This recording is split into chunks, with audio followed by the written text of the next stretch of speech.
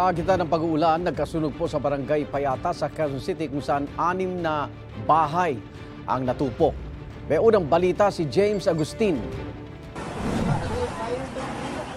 Nagangalit na apoy ang gumising sa mga residente ng Lanzones Street sa barangay Payatas, Quezon City bago maghating gabi. Mabilis na kumalat ang apoy sa magkakadikit na bahay. Itinaas ng Bureau of Fire Protection ang unang alarma.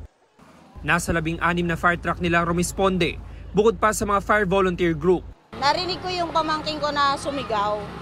May sunog tita, may sunog. So, tinignan ko agad yung sunog. Talagang yung sunog ay nasa ibabaw na ng bahay. Naka-spread out na siya, ang lakas ng sunog, palibas sa mga light materials. Lumikas sa covered court ang mga residenteng naapektuhan ng sunog. Nagtayo roon ng mga modular tent. Ang pamilya ni Aling Senaida walang naisalbang gamit. Sigaw na sila nga sunog daw.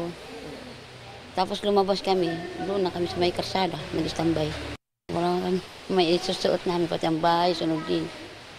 May mga gamit kami, speaker, mga TV, mga ceiling, mga electric fan. Lahat ng gamit, sunog.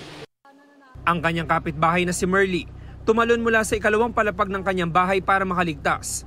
Nagtamo siya ng mga gasgas sa binti at braso. Nakita ko yung apoy sa bubong. Sabi ko, wala, bakit mainit? Sobrang init. May apoy. Sabi ko, may apoy. Ang lakas talaga, papasok na sa loob. Dali-dali man ko bukas na bintana namin. Doon ako dumaan. Problemado siya ngayon dahil wala siyang nailigtas sa mga gamit. Ang mga requirements ng asawa kong namatay, sunog na lahat. Nasunog din lahat kahit isa wala akong dala, kahit ID wala rin. Napula ang sunog matapos sa mahigit 2 oras.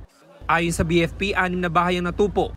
Iniimbestigahan pa nila ang sanhi ng apoy na nagmula raw sa ikalawang palapag ng isang bahay. Dahil umuulan po, nakatulong naman po ito para hindi agad kumalat ang apoy, pero naging madulas po yung kalsada dahil pababa po ito at masikip po yung street, very narrow street. Nagsasalubong po yung lumalabas at papasok po yung ating mga bumbero. Ito ang unang balita. James Agustin para sa GMA Integrated News.